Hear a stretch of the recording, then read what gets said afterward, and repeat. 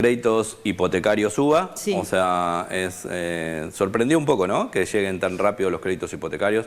Nosotros que estamos en el mercado inmobiliario también y que, bueno, venía bastante parado en cuanto a lo que es venta de propiedades, creíamos que se podía dar esta cosa de que haya crédito para la compra de viviendas, pero quizás de mitad de año en adelante. Bueno, se lanzó ahora ya por lo menos por 2 bancos, el Banco Ciudad, sobre todo en Capital, que incluso va a tener una línea específica para microcentro, y el banco hipotecario en lo que sería todo el país y sobre todo acá en nuestra región, con líneas de créditos hipotecarios UBA. El crédito hipotecario UBA está bueno explicarlo porque la verdad que no es un crédito tradicional. Sí. En algún momento se dio en la época de Mauricio Macri. Es un crédito que tiene muchas ventajas si no hay inflación y bastante riesgo si existe inflación.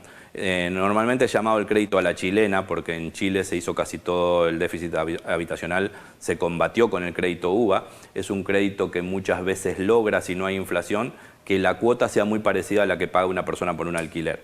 Entonces de ahí el éxito que normalmente tiene en los países que no tienen inflación. ¿Qué es el crédito UBA?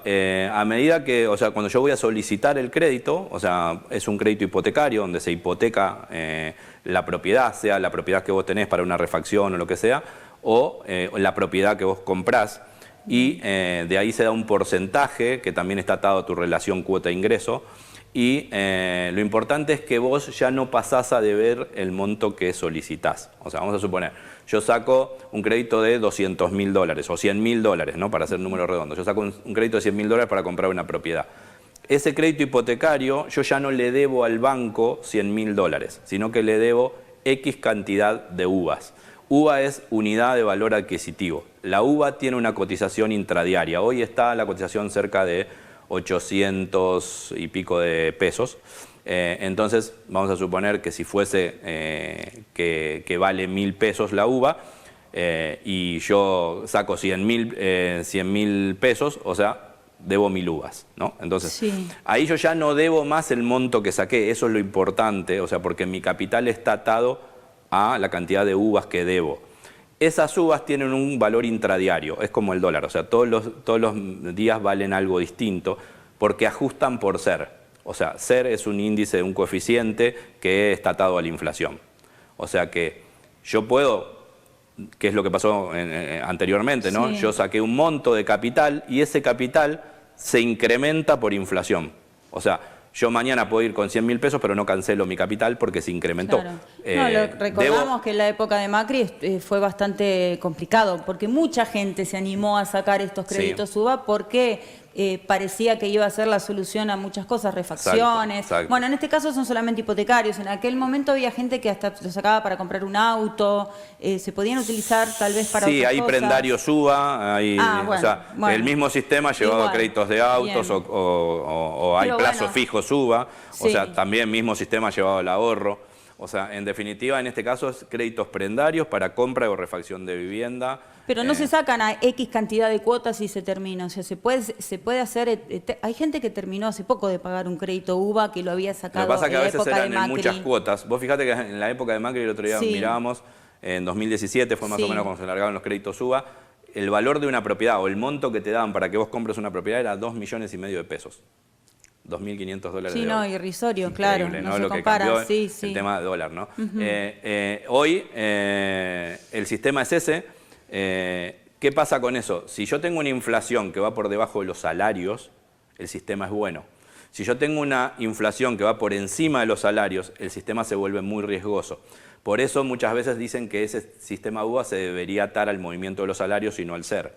Y sí, ¿no? Sería, si lo pensamos razonablemente, sería lo ideal. Más teniendo en cuenta hoy la situación por la que atraviesa el país. Hay mucha inflación y los salarios están bastante congelados. Digo, ¿es el momento ideal? Si le tenés que aconsejar a la gente que lo está pensando. Yo creo que es, para decirlo bien, es muy importante que vuelva el crédito al sector de viviendas, porque Argentina tiene un déficit habitacional importante y la única forma que puede llevar la persona a comprar una vivienda hoy es que haya una cuota que suplante el alquiler.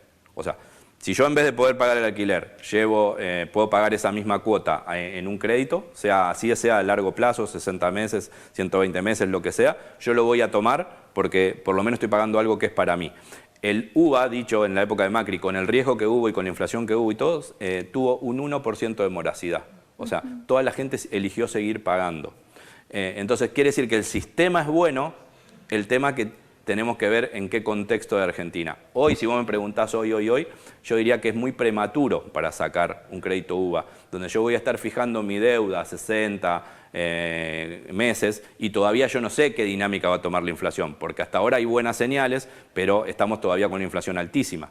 O sea, mucho más baja de la que había y con señales a la baja, por lo menos este mes de abril también con señales a la baja, pero medio riesgoso para ver qué pasa. ¿Por qué? Porque ahora lo que va a pasar, como se bajan las tasas de plazo fijo, mucha gente va a empezar a usar ese dinero. Ese dinero va a ir a consumo y hay que ver qué pasa con la inflación, si se mantienen esos niveles o no.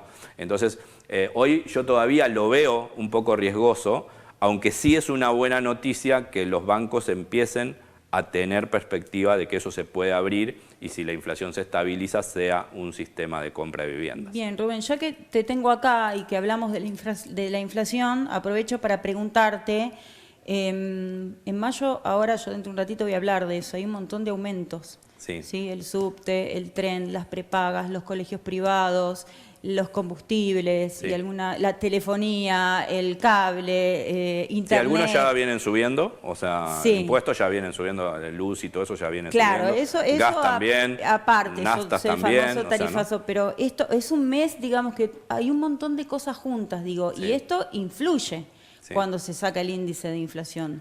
Digo, cuando hablemos del índice de inflación de mayo, sé que me estoy adelantando, pero bueno, ponele, en junio, ¿qué podría llegar a pasar? La verdad que, bueno, ya anticiparse a mayo o junio sería un poco irresponsable de mi parte. Sí, pero hoy la inflación sé lo que está pasando en porque abril. La gente no consume porque no tiene poder adquisitivo, ¿no? Que es lo que hablamos siempre. Digo, ponele en mayo. Yo sé que la bola mágica no la tenés, obviamente, pero digo, con todos estos aumentos. La idea es que lo que se va dando de aumento, o sea, ¿qué empieza a pasar? O sea, yo empiezo a tener aumentos, pero los precios no se me mueven tanto. O sea, normalmente yo empiezo a tener aumentos en algunos sectores puntuales, incluso por ejemplo en alimentos abril marcó deflación en algunos. Estoy hablando de algunos insumos donde bajaron los precios porque no se vende. En algunos sectores y en algunos insumos, no en toda la economía en general. Entonces, lo que empieza, esto se llama reacomodamiento de los precios relativos de la economía. O sea, empezar a poner, desde mi punto de vista, lo que vale la energía y lo que vale el transporte. No hablo del precio de las prepagas ni de las escuelas privadas porque sí se han tomado, me parece, demasiado a pecho el tema de los aumentos, pero sí energía y transporte. Creo que estábamos pagando nosotros cosas irrisorias, 20.000 pesos por una factura de luz, cuando salimos a comer una hamburguesa y una gaseosa y pagamos eso en un día.